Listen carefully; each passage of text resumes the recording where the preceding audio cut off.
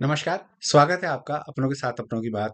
और आज बात करेंगे कर्म फल सिद्धांत की।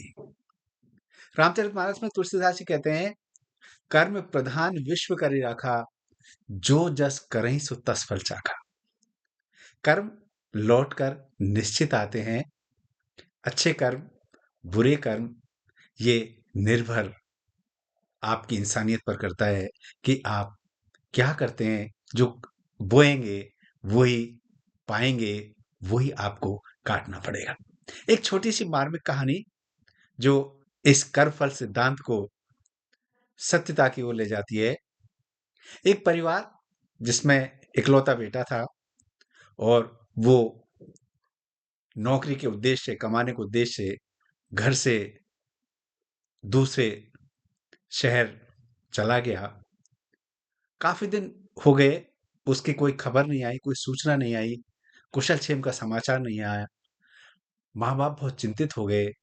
माँ तो माँ ही होती है।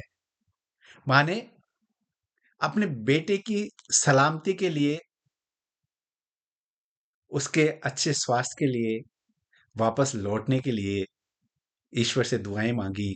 और दुआओं के रूप में वो प्रतिदिन जब भोजन बनाती, तो भोजन बनाने के साथ एक रोटी अलग से बनाती और उसे इस दुआओं के साथ, इस मन्नत के साथ घर के बाहर खिड़की पर रख देती कि मेरा बेटा जल्दी सकुशल लौट कर आ जाए।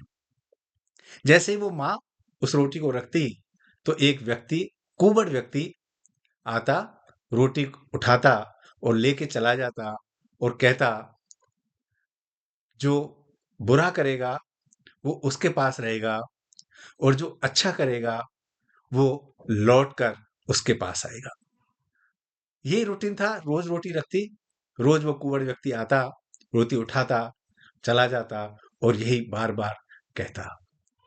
माँ सोचती, ये कैसा व्यक्ति है, ना धन्यवाद देता है, ना आभार प्रकट करता है, और पता नहीं क्या बुदबुदाता रहता है। और वो इरिटेट हो गई। सोचती कम से कम ये आभार तो व्यक्त करे, और ना करे तो कम से कम ये जो बुदबुदाता है, पता नहीं क्या क्या बातें कहता है, वो तो ना कहे।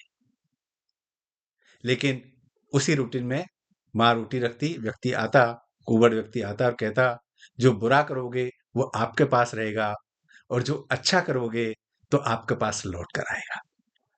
माँ ने इरिटेट होते हुए एक दिन रोटी बनाई और इस रोटी में जहर मिला दिया कि इस व्यक्ति से मैं परेशान हो गई। ये रोज-रोज एक ही बात बुदबुदाता बुदबुदाता रहता है और उसको अच्छा नहीं लगता था माँ को। तो उसने कहा, आज इस झंझट को मैं समाप्ति कर देती हूँ। और माँ ने उस रोटी में जहर मिलाकर रोटी पका ली। और जैसे रोटी रखने खिड़की की ओर गई, तो माँ के हाथ कांपने लगे। विचार आया कि मैं क्या करने जा रही हूँ, इससे तो बहुत अनर्थ हो जाएगा। और इस अच्छे विचार के साथ माँ को अपनी गलती का एहसास हुआ और उसने वो रोटी चूल्हे में जला दी और नई ताजा रोटी बनाकर खिड़की पर रखी।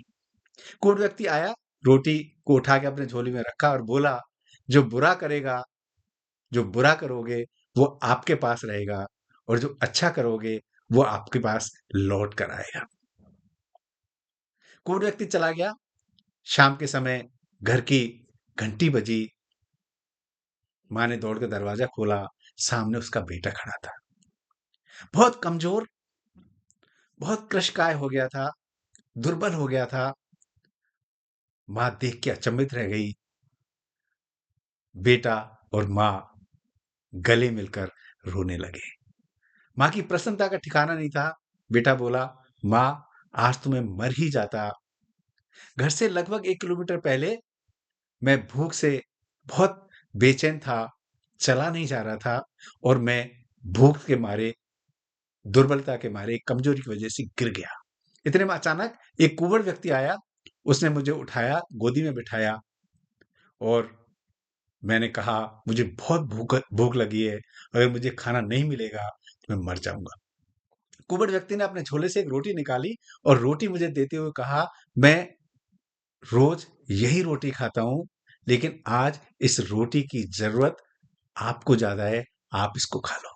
और माँ, मैं वो रोटी खाकर चलकर मुश्किल से घर तक पहुँचा हूँ।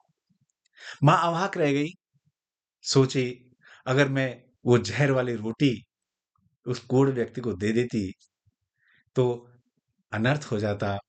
आज मेरा बेटा ज़िंदा नहीं होता, मेरा बेटा मेरे पास आ नहीं पाता और मैं जीवन में एक बहुत बड़े दुर्भाग्य के साथ जुड़ जाती। यही है ईश्वर का न्याय।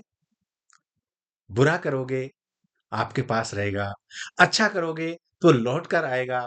इसलिए अच्छा सोचें, अच्छा करें, भलाई करें, मदद करें और अगर ये ना करें, तो कम से कम दूसरे के साथ गलत ना करें, गलत ना सोचें, बुरा ना करें, बुरे विचारों से दूर रहें, कुटिल विचारों से दूर रहें, हमेशा अच्छा सोचें, आपका जीवन भी अच्छाइयों से भर जाएगा। नमस्कार, जय हिंद।